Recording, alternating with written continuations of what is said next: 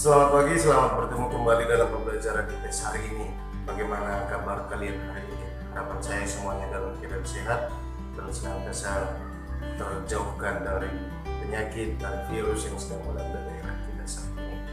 Bapak ingatkan supaya seluruh peserta didik kami aktif, selalu aktif dalam setiap pembelajaran, karena masih banyak juga peserta didik kami yang belum menyerahkan tugas hingga hari ini.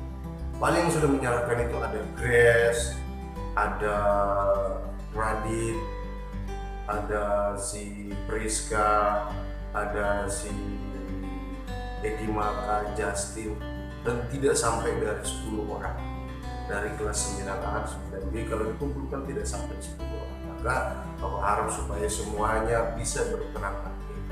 Padahal kalau Bapak Guru lihat di media sosial bisa aktif, Facebooknya aktif. Kenapa kalau dalam belajar nggak aktif? Maka supaya lebih selektif, supaya lebih bijaksana kita dalam mengembangkan perubahan yang terjadi saat ini. Baik, juga Bapak ingatkan supaya mengisi absen, selalu mengisi absen di GCR. Hari ini kita akan melanjutkan materi kita dari minggu lalu. Kalau minggu lalu kita sudah bahas tentang perubahan sosial, maka hari ini kita akan membahas globalisasi.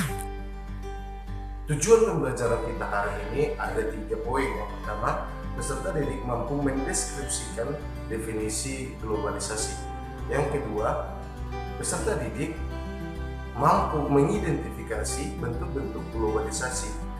Yang ketiga, peserta didik mampu mengaplikasikan, mampu menyikapi globalisasi yang sedang terjadi saat ini. Sebelum kita mulai pembelajaran kita hari ini, kita awali dengan doa dulu agar kita masing-masing. Berdoa mulai. Berdoa selesai. Globalisasi mungkin sudah sangat sering dan tidak asing lagi dalam telinga kita kata globalisasi. Saya yakin bahwasanya seluruh peserta didik kami sudah kerap sekali mendengar kata globalisasi. Nah, supaya kita lebih paham lagi apa itu globalisasi, lihat video berikut ini. Apa yang terbesit dalam pikiran kalian saat membaca kata globalisasi? Yuk, benar sekali. Globalisasi diambil dari kata global atau universal. Orang yang pertama kali menggunakan istilah globalisasi adalah Theodore Levitt pada tahun 1985. Apa yang dimaksud dengan globalisasi? Menurut Waters dalam Komando Sonarto 2004, globalisasi adalah suatu proses sosial yang di dalamnya kendala geografis terhadap pengaturan sosial dan budaya menjadi surut dan manusia menjadi semakin sadar bahwa pengaturan tersebut menjadi semakin surut. Nah, itu dia definisi dari globalisasi. Berikut kita lihat bentuk-bentuk globalisasi. Yang pertama adalah globalisasi bidang budaya. Globalisasi budaya adalah penyebaran gagasan, makna dan nilai ke seluruh dunia dengan cara tertentu untuk memperluas dan mempererat hubungan sosial. Proses ini ditandai oleh konsumsi budaya bersama yang dibantu oleh internet, media budaya, masyarakat, dan perjalanan luar negeri. Di Indonesia, globalisasi bidang kebudayaan meliputi beberapa aspek kehidupan. Yang pertama itu aspek nilai, bahwa misalnya tradisi cium tangan di Indonesia adalah hal yang sudah biasa, namun belakangan ini tradisi itu sudah mulai mengalami pergeseran akibat globalisasi. Yang kedua adalah aspek simbol. Misalnya makanan pada awalnya merupakan sesuatu kebutuhan manusia untuk memenuhi nutrisi dalam tubuhnya. Namun belakangan ini makanan bukan hanya untuk memenuhi nutrisi dalam tubuh, namun juga untuk menunjukkan status seseorang dalam masyarakat.